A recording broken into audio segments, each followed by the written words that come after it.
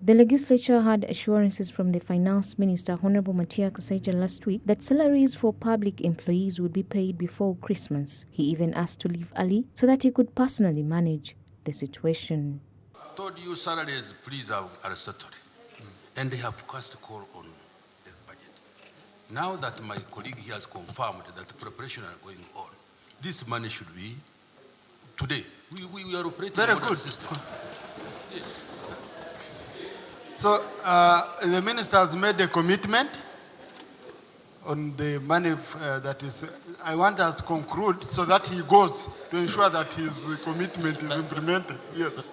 However, according to our anonymous source, this was not taken into consideration and nothing was added to their accounts. As a result, they were forced to spend the festive period without money to celebrate with their families. The Ministry of Finance attributed these to wage increases for science teachers and healthcare professionals, but the State Minister for Public Service said that since the salary increases occurred in May of last year before the start of the fiscal year, they could not have had an impact on the payment process. And the financial year started in July, on the 1st of July, and by that time, that report was already overtaken because the salaries were increased for all scientists across board. Therefore, we should not concentrate on over-talking about increment of salaries for scientists again. We should look now at the issue of increasing salaries across board for all civil servants.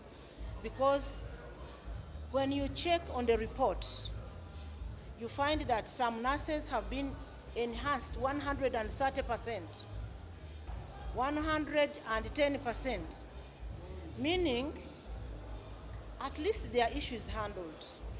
Silas Augon, a Kumi Municipality Member of Parliament, wants the government to treat the issue of salaries seriously if it is to retain skilled labor, particularly in the health sector.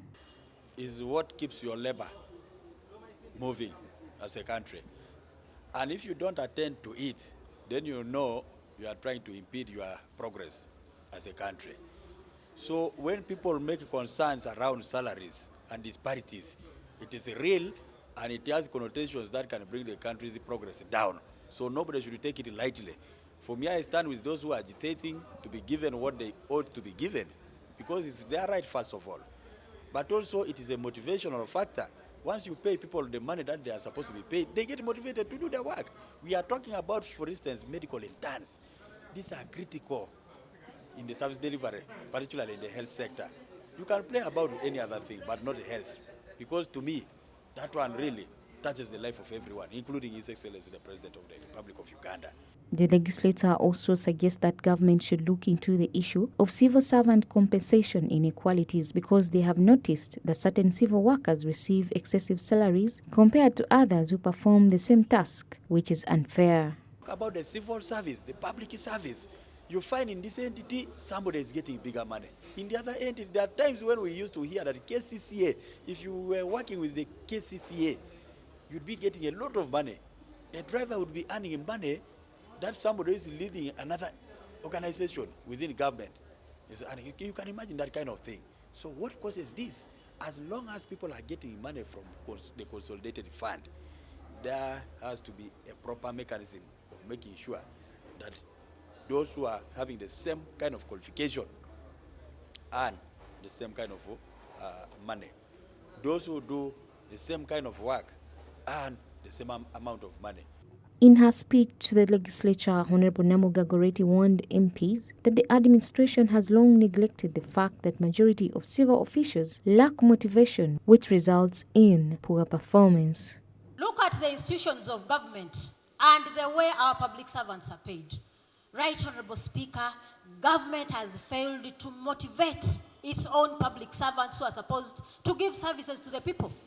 While addressing the same issue last week, the Deputy Speaker of Parliament issued a harsh warning to the Ministry of Public Service on the restructuring and payment and pay reforms in the Ministry of Public Service in an effort to simplify public servant salaries.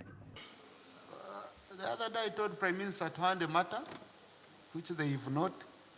They are forcing me to appoint I'm being pushed into a corner of appointing a select committee to look into operations of public service.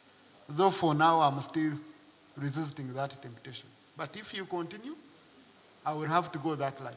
And I know how tough that line can be. You reduced salaries of police officers. Someone who has been earning a salary for 10 years. You come from nowhere and you say, this is not your salary. Okay? Yes. Then you have people, I saw the letter from the permanent secretary, Minister of Public Service. If you people don't want Parliament to do its work, it's unfortunate. The issue of delaying salaries for public servants is not something new.